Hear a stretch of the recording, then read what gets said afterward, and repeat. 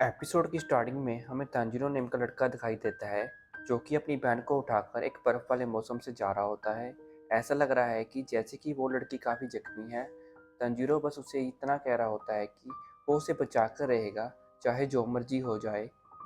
फिर हमें कुछ समय पहले का फ्लैशबैक दिखाई देता है। तांजीरो की मॉम तांजीरो का फेस साफ कर रही होती है और उससे कहती है कि इतनी ठंड में उसे बाहर नहीं जाना चाहिए। तांजीरो कहता है कि कुछ समय बाद न्यू ईयर आने वाला है और वो जितने हो सके उतने चारकोल सेल करना चाहता है। फिर थोड़ी देर बाद तांजीरो के छोटे भाई बहन शिगेरू और नाको वहाँ पे आ जाते हैं। वो तांजीरो के साथ टाउन में जाना चाहते हैं पर तांजीरो की मॉम मना कर देती है। वो कहती है कि अगर वो दोनों थक गए तो तांजीरो उन्हें राइड नहीं दे पाएगा क्योंकि उसके पास अब कार्ट नहीं है।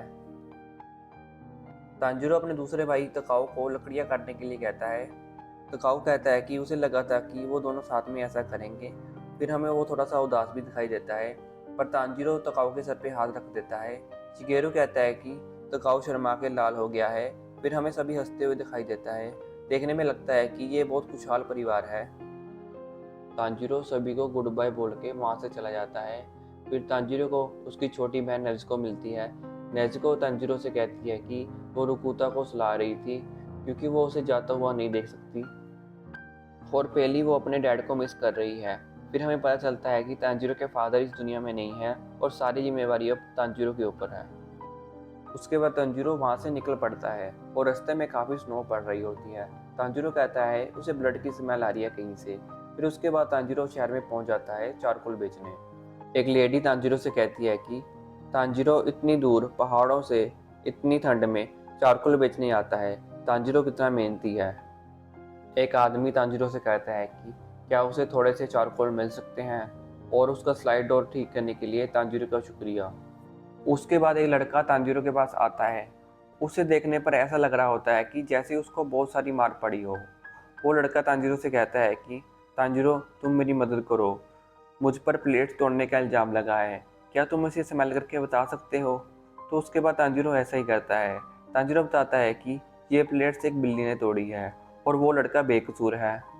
तो दोस्तों तांजीरो को देखकर हमें इतना तो पता चल चुका है कि तांजीरो एक हार्ड वर्किंग और काइंड हार्टेड पर्सन है और वो सबकी मदद करने के लिए तैयार रहता है। और उसके पास एक स्पेशल एबिलिटी भी है सूंघने की। वो सूंघकर किसी का भी पता लगा सकता है। तांजीरो को चारकोल सेल करते करते रात हो जाती है पर वो सारे चारकोल बेचने में कामयाब भी हो जाता है। फिर तांजीरो अपने घर जा ही रहा होता है कि एक आदमी उसे अपने घर रुकने के लिए कहता है। तांजीरो पहले मना कर देता है पर वो आदमी तांजीरो को बहस करने से मना करता है और कहता है कि जल्दी अंदर आ जाओ इससे पहले कि यहाँ पे डीमन आ जाए। तांजीरो उस आदमी की बात मान ही लेता है। उसके बाद तांजीरो खाना खाता है। खाना खाने के बाद तांजीरो उस आदमी से डीमन के बारे में पूछता है। उस आदमी का नाम साबूरो होता है। साबूरो उसे डीमंस के बारे में बताता है। वो बताता है कि डीमंस रात में निकलते हैं और वो इंसानों को खाते हैं, इसलिए रात में अकेले नहीं घूमना चाहिए। तांजीरो पूछता है कि क्या वो डीमंस घर के अंदर नहीं आ सकते। सबूरो कहता है कि हाँ वो आ सकते हैं पर यहाँ पे कुछ डीमन हंटर हैं जो हम सभी की रक्षा करते हैं। और उसके बाद वो तांजीरो को सोने के लिए कहता है। तांजीरो मन में सोचता है कि सबूरो की फैमिली डीमन से मर चुकी है, इसलिए सबूरो बिल्कुल अकेले हो चुके होंगे। वो अगली बार जब आएगा अपने छोटे भाई बहन को साथ लेकर आएगा। और उसे याद आता है कि उसने डीमंस की स्टोरी अपनी दादी से भी सुनी थी। सुबह होते ही तांजीरो वहां से निकल पड़ता है और जब वो घर के पास आता है ना तो उसे ब्लड की स्मेल आती है। जब वो घर जाता है तो देखता है कि उसका परिवार तो मर चुका है, बस उसकी बहन ही होती है जो थोड़ी सी गर्म होती है। ये सब देखने के बाद तांजीरो काफी घबरा जाता है और सहम भी जाता है। फिर वो नाजुको को उठाकर वहां से चला जाता है। तांजीरो सोचता है कि ये सब किसने किया होगा। पहले वो सोचता है कि शायद ये बियर का काम होगा पर वो सोचता है कि एक भालू ऐसा कैसे कर सकता है। तांजीरो को चलने में काफ़ी दिक्कत आ रही होती है और वो हवा काफ़ी ठंडी भी होती है जिससे तांजीरो के फेफड़ों में दर्द हो रहा होता है। पर डॉक्टर तक जाने का सफ़र काफ़ी लंबा होता है। थोड़ी दूर जाते ही नाजुको हिलने लग जाती है और वो तांजीरो को किनारे से गिरा देती है। पर तांजीरो स्नो के ऊपर गिरता है इसलिए बच जाता है। पर वो सोचता है कि उसे गिराया किसने है। तांजीरो देखता है कि नेज़ुको उसके सामने खड़ी है। तांजीरो नाजुको को कहता है कि वो जल्दी उसे टाउन में लेकर जाएगा पर नाजुको तांजीरो को काटने के लिए आती है। ऐसा लगता है कि वो तांजीरो को खाना चाहती है। तांजीरो अपनी कुल्हाड़ी से अपना बचाव करता है। तांजीरो समझ जाता है कि नेज़ुको अब डीमन बन चुकी है और सबूरो इन्हीं मैन ईटिंग डीमन की बात कर रहा था। इसका मतलब नेज़ुको अब मैन ईटिंग डीमन बन चुकी है और जितना उसे मालूम है कि नेज़ुको बचपन से ही इंसान थी और वो किसी को मार भी नहीं सकती है और उसका सेंट भी अब पहले से बदल चुका है। और वो सोचता है कि जब उसने नेज़ुको को वहाँ पे गिरा हुआ देखा था तो ऐसा लग रहा था कि जैसे कि वो रुकुता को बचा रही है, ना ही उसके हाथ और मुंह में कोई खून के निशान है और उसको किसी और की सेंट भी आ रही है। तांजीरो को ये सोचकर काफी ज्यादा निराशा हो रही होती है कि जब वो सबूरो के घर में सो रहा था तो उसका परिवार बेरहमी से मारा जा रहा था। उसको इस बात का काफी ज्यादा दुख है। बस अब वो नेज़ुको को बचाना चाहता है और वो देखता है कि नेज़ुको का साइज इंक्रीज होते जा रहा है और वो स्ट्रॉन्ग भी होती जा रही है। अब तांजीरो उसका मुकाबला नहीं कर पा रहा होता है। तांजीरो रोकर नेज़ुको से कहता है कि नेज़ुको अपने आप को डीमन मत बनने दो और वो देखता है कि तांजीरो के ऊपर एक आंसू की ड्रॉप गिरती है और ऐसा लगता है कि तांजीरो की बातों का नेज़ुको पर असर हो रहा है। नेज़ुको भी रो रही होती है और उसके बाद हमें पता चलता है कि उनके पास कोई आ भी रहा होता है। उसके बाद एक लड़का नेज़ुको पर अटैक करता है। तांजीरो उसे बचा लेता है पर उसके बाल कट हो जाते हैं। फिर वो दोनों एक पेड़ पर जाकर गिरते हैं। नेज़ुको अपने नॉर्मल साइज में आ जाती है। तांजीरो उस लड़के को देखकर समझ जाता है कि वो एक डीमन हंटर है। तांजीरो उस लड़के को बताता है कि वो डीमन मेरी बहन है, प्लीज उसे ना मारे, पर वो लड़का उसकी बात नहीं सुनता है और एक सेकंड में नेज़ुको को तांजीरो से छीन लेता है। फिर वो लड़का अपना नाम कियो तोमियोको बताता है और वो बताता है कि वो एक डीमन हंटर है और उसका काम डीमंस को मारना है। अगर तांजीरो हिला तो वो नेज़ुको का सर उसकी बॉडी से अलग कर देगा। तांजीरो कहता है कि प्लीज ऐसा मत करो, नेज़ुको ने अभी तक किसी को नहीं मारा है और जहाँ पे मेरी फैमिली मरी थी वहाँ पे मुझे किसी और की सेंट भी आई थी जो कि मैंने कभी स्मेल नहीं करी है। इसके पीछे उसी का ही हाथ होगा और मुझे पता नहीं है ये सब कैसे हुआ है। गियो कहता है कि ये सिंपल है, उसके जख्मों में डीमन ब्लड आ गया होगा और ऐसे तो ये मैन ईटिंग डीमन मल्टीप्लाई होते हैं।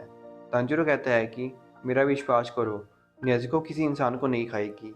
गियो कहता है कि क्या बात कर रहे हो, अगर मैं थोड़ा लेट होता वो तुम्हें अभी तक मार के खा जाती। तांजीरो कहता है कि तुम गलत कह रहे हो, नेज़ुको मुझे पहचानती है, मैं तुम्हें उसे हर्ट करने नहीं दूंगा और हाँ, उसे डीमन से इंसान बनाऊंगा, मैं तुमसे प्रॉमिस करता हूँ। क्यों कहता है कि जो एक बार डीमन बन जाए फिर इंसान नहीं बन सकता है। तांजीरो कहता है कि मैं कोई तरीका निकालूंगा और नेज़ुको को ठीक कर दूंगा और मैं उसे भी मारूंगा जिसने मेरी फैमिली को मारा है। मैं पहले ही बहुत कुछ गवा चुका हूँ, प्लीज़ मेरी बहन को मुझसे मत छीनो, मैं तुमसे भीख मांगता हूँ। उसके बाद तांजीरो रोने लग जाता है और कहता है कि प्लीज़ मेरी बहन को मत मारो।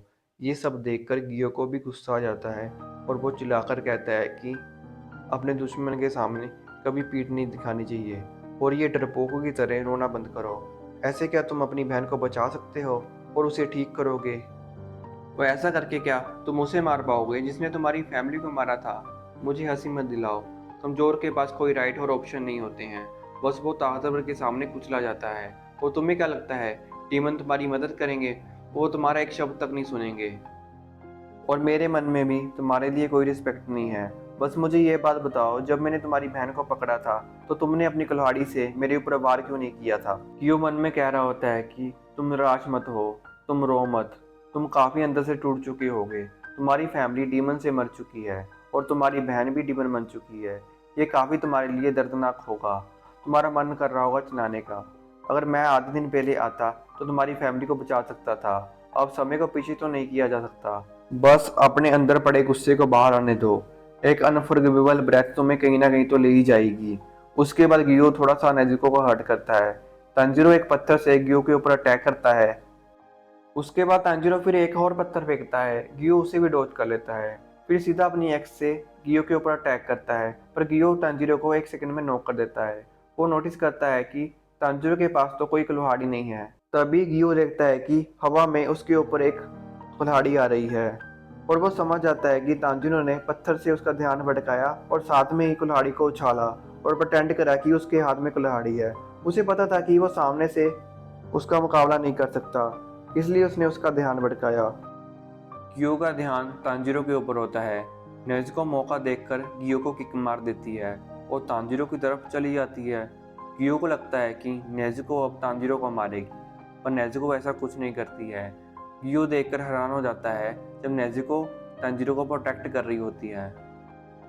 नेज़ुको गियो से फाइट करने लग जाती है और गियो को बहुत पहले बताई हुई बात याद आती है कि जब डीमंस भूखे होते हैं तो वो अपनी फैमिली मेम्बर्स को भी खाने लग जाते हैं, और ये इतनी बार हो चुका है जितना कि वो गिन भी नहीं सकता है।